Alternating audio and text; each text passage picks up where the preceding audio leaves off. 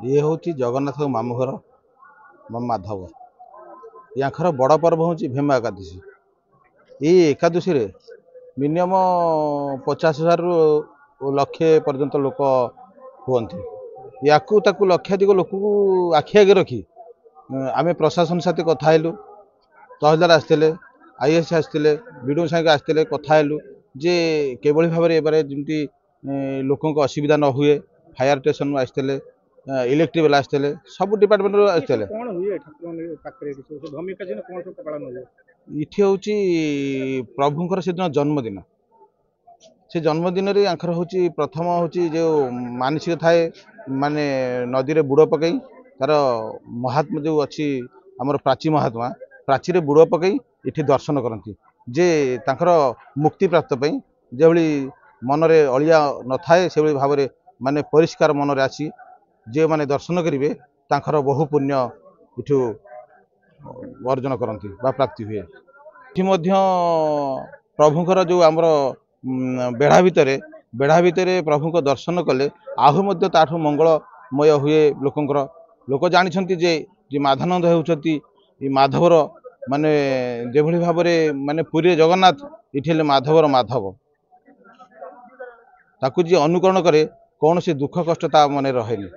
ये हूँ से भली देवता जहाँकि जगन्नाथ मामू घर।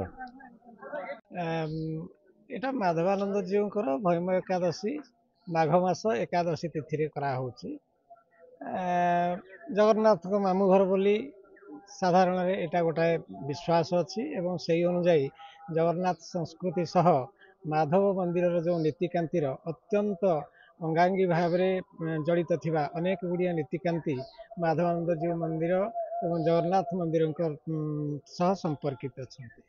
ଏବଂ ସେହି କ୍ରମରେ ଏଇଠି ମାଧବରେ ଯେଉଁ ଏକାଦଶୀଟି ଚାଲିଛି ଭୌମ ଏକାଦଶୀ ସାଧାରଣ ଭାବରେ ବଡ଼ ଏକାଦଶୀ ବୋଲି ଲୋକେ କୁହନ୍ତି। ବର୍ଷ ତମାମ ଶ୍ରଦ୍ଧାଳୁମାନେ ଅପେକ୍ଷା କରିଥାନ୍ତି ମାଧବଙ୍କର ଏଇଠି ଯେଉଁ ପବିତ୍ର ପର୍ବଟି ଅନୁଷ୍ଠିତ ହେବ ଏବଂ ସେଇଥିରେ ବୁଡ଼ ପକାଇବା ପାଇଁକି ପ୍ରାଚୀ ନଦୀରେ ବୁଡ଼ ପକାଇ ମାଧବାନନ୍ଦଙ୍କୁ ଦର୍ଶନ କଲେ ଗୋଟାଏ ଅନେକ ଜନ୍ମର ତପ ମିଳେ ବୋଲି ଫଳ ମିଳେ ବୋଲି ଗୋଟାଏ ବିଶ୍ୱାସ ଅଛି ଏବଂ ସେଇଭଳି ଭାବରେ ଆଗାମୀ 8 ତାରିଖ ଦିନ ଫେବୃଆରୀ 8ରେ ମାଧବାନନ୍ଦ ଜୀଉ ମନ୍ଦିରରେ ବଡ଼ ଏକାଦଶୀ ପାଳିତ ହେଉଛି। ତ ଏଇଥିରେ ପ୍ରଶାସନ ସେବକ ନିଯୋଗ କମିଟି ଉପଦେଷ୍ଟା କମିଟି ମନ୍ଦିର ଟ୍ରଷ୍ଟ ବୋର୍ଡ ସମସ୍ତଙ୍କର ସହଯୋଗରେ ଅତ୍ୟନ୍ତ ଶୃଙ୍ଖଳାର ସହ କରାଯିବା ପାଇଁ କି ସବୁ ପ୍ରକାରର ପ୍ରଯତ୍ନ କରାଯାଇଛି। ଆଜି ତାର ଏକ ବୈଠକ ଥିଲା ଏବଂ ବୈଠକରେ ବିଭାଗୀୟ ଅଧିକାରୀମାନେ ତହସିଲଦାର ଆଇଆଇସିଙ୍କ ଉପସ୍ଥିତିରେ ବିଭିନ୍ନ ଦିଗ ପ୍ରତି ପୁଙ୍ଖାନୁପୁଙ୍ଖ ଆଲୋଚନା କରି ସେ ଦିନ ପାଇଁକି ଏକ